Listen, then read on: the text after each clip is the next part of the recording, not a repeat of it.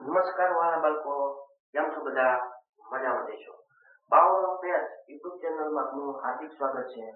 મિત્રો, આજે આપણે સ્વાધ્યાય 8.2 માં બીજા નંબરનો દાખલો, ત્રીજા નંબરનો દાખલો અને ચોથા નંબરનો દાખલો જોઈશું. નીચે આપેલા ગુણોત્તરમાં પદોની ટકાવારી શોધો. ખાસ યાદ રાખવાનું, અહીંયા પદોની ટકાવારી પૂછ્યું છે. ધોરણ 8 માં એમ પૂછશે ગુણોત્તરની ટકાવારી શોધો. બે માં ફેર છે, પણ આપણે ધોરણ 7 માં પદોની ટકાવારી શોધવી છે. જો પદોની ટકાવારી શોધવી હોય તો તમારે એક નાનકડો નિયમ યાદ રાખવાનો, કુલ પદ મેળવવાનું. પાછો કુલ એટલે શું તમે જાણો છો, કુલ એટલે સરવાળો. તો અહીં કઈ નથી કરવાનું, ખાલી સરવાળો કરવાનો છે. તો કુલ પદ બરાબર, આમાં કેટલા પદ છે? 2, એક 3 અને એક 1. જેનો સરવાળો 3 + 1 બરાબર 4. પદોની ટકાવારી પૂછી હોય તો કુલ પદ મેળવવાનું. પદોની ટકાવારી પૂછી હોય તો કુલ પદ મેળવી લેવાનું. મળી જાય કુલ પદ. અને સહેલું છે. કેવી રીતે? આપણે અપૂર્ણાંક સ્વરૂપે લખતા શીખ્યા અગાઉના ધોરણ. તો કુલ ભાગ કેટલા? 4. એમાંથી આના માટે રંગીન ભાગ કેટલા? 3. કોઈ આકૃતિ છે જેના કેટલા ભાગ પડે છે? 4. એમાંથી ડિઝાઇન વાળા કેટલા છે? પેલા માટે 3. તો એને લખાય કેમ? 3/4. એમાં કુલ ભાગ ક્યાં લખવાના? નીચે. અને ડિઝાઇન વાળા આ તો આના માટે છે. તો ઓલા માટે લખવું હોય તો કુલ કેટલા? 4. એમાંથી આવા કેટલા? ઈ ડિઝાઇન વાળા કેટલા? 1. એને લખાય કેમ? 1/4. એટલે સમજાઈ ગયું? કુલ ભાગ કેટલા છે? 4. એમાંથી 3 કેવા છે? સરખા કલરવાળા. 4 ભાગ છે એમાંથી એક ટુકડો એવો છે કે જે બીજો કલર વાળો છે, એટલે એને લખ્યું આપણે અપૂર્ણાંક સ્વરૂપે 3/4. આના માટે લખવું હોય તો 1/4. હવે પ્રશ્નમાં વાંચો, પદોની ટકાવારી શોધો. એનો મતલબ તમારે જવાબ શેમાં મેળવવો છે? ટકામાં. હવે ટકામાં મેળવવો હોય તો યાદ કરો ઇન્ટ્રોડક્શન નો વિડીયો. શું યાદ કર્યું તમે? ટકાવારીમાં મેળવવું હોય તો 100% વડે ગુણાકાર કરવો પડે. તો ગુણ્યા 100% ગુણ્યા 100%. છેલ્લું ઉડાડ નાખો. આવા આપણે દાખલા શીખી ગયા. 25 × 100. 3 × 25. 25 × 75%.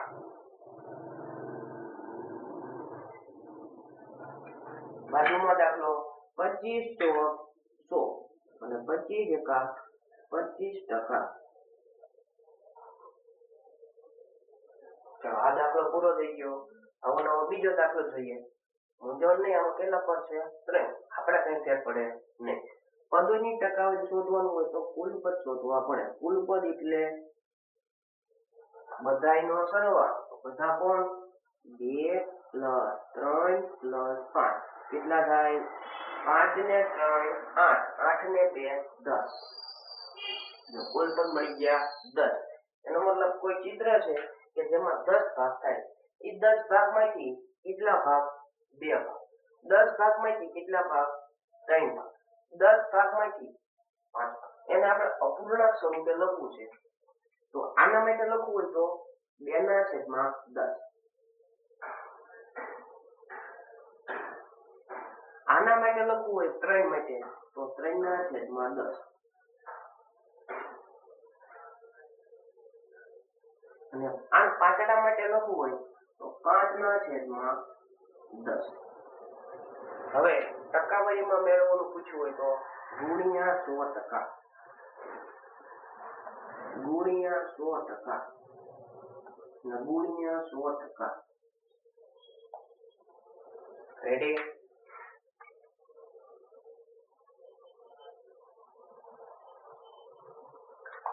હવે છેલ્લું તમે ઉડાડી દઈએ, 0 0 ઉડી જાય. અહીંયા પણ 0 0 ઉડી જાય અને અહીંયા પણ 0 0 ઉડી જાય તો વધ્યું શું અહીંયા 2 અને 10 2 ગુણ્યા 10 2 દાન 20%.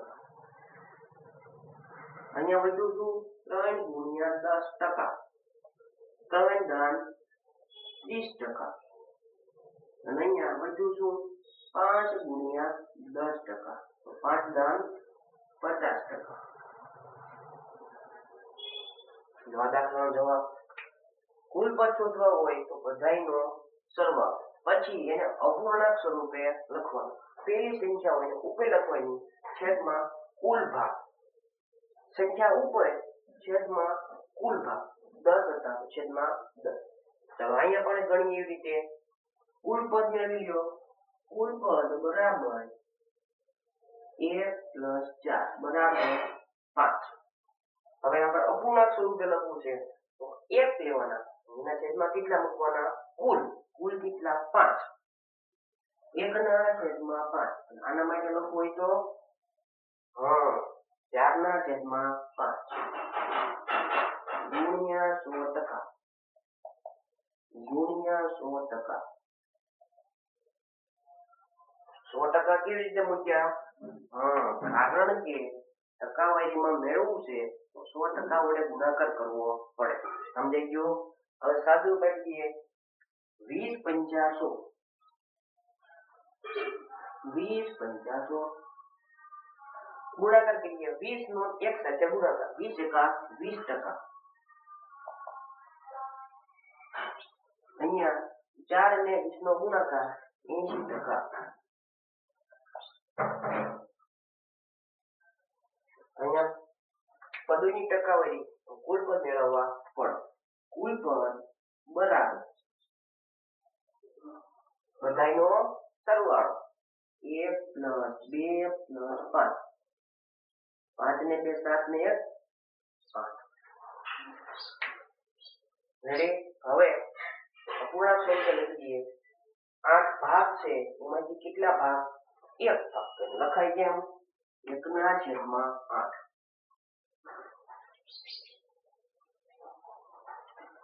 2 ભાગ છે કેટલામાંથી? 8 માં. લખાય કેમ? 2 ના છેદમાં 8. 5 ભાગ છે કેટલામાંથી? 8 માં. 5 ના છેદમાં 8. ટકાવારીમાં પૂછ્યું છે એટલે બધાયને 100% વડે ગુણાકાર કરી નાખીએ. 100% ગુણ્યા 100% ગુણ્યા 100%. હવે છેદ ઉડતા હોય તો ઉડાડીએ, નકર ગુણાકાર કરીને ભાગાકાર કરી દઈએ. તો આના છેદ ઉડે છે 4 દુ 8 અને 25 તો 100. એમાંથી 4 4 ઉડી ગયા. બીજું શું? 25 ના છેદમાં 2. 25 ના છેદમાં 2 એનો ભાગાકાર કરો એટલે જવાબ આવે 12.5.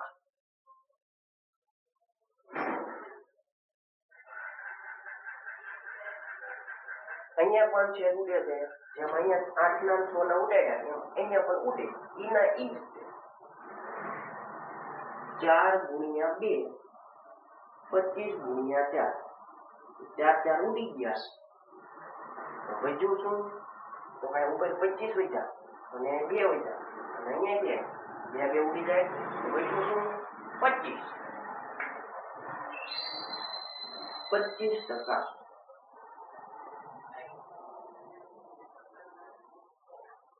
બાજુમાં સેમ એના ઈ છે 4 દુ 8 25 ગુણ્યા 4 4 4 ઉડી ગયા. હવે બીજું શું? તો 25 પંચા 125 એના છેદમાં 2. આનું શું કરશું આપણે? ભાગાકાર. 125 ભાગ્યા 2. 2 6 12 ઉતાર્યો 5. 2 ના ઘડિયા 5. 2 દુ 4. પોઈન્ટમાં જઈએ પોઈન્ટ 0. 2 ના ઘડિયા 10. 2 પંચા 10. 10 માં 10 જાય તો તો જવાબ આવ્યો 62.5%.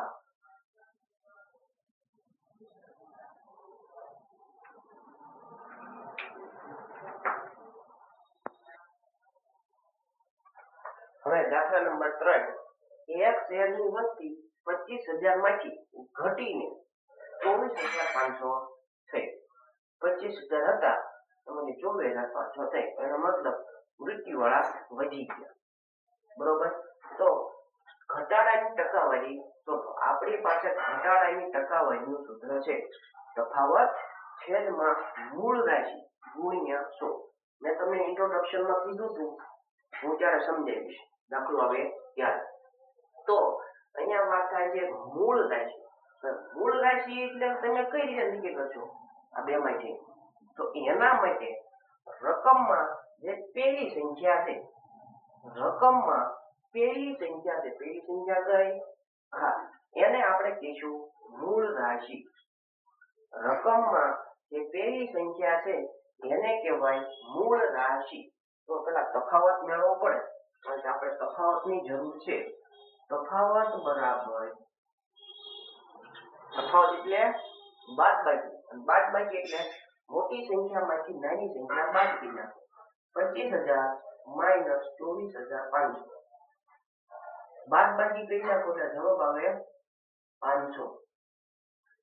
આ થઈ ગયો તફાવત. હવે સૂત્ર વાપરી દઈએ. ટકામાં ઘટાડો બરાબર તફાવત છેદમાં મૂળ રાશિ એને ગુણ્યા 100. તફાવત કેટલો? 500. મૂળ રાશિ કેટલી? 25,000 ગુણ્યા 100. 0 0 કાઢી દો.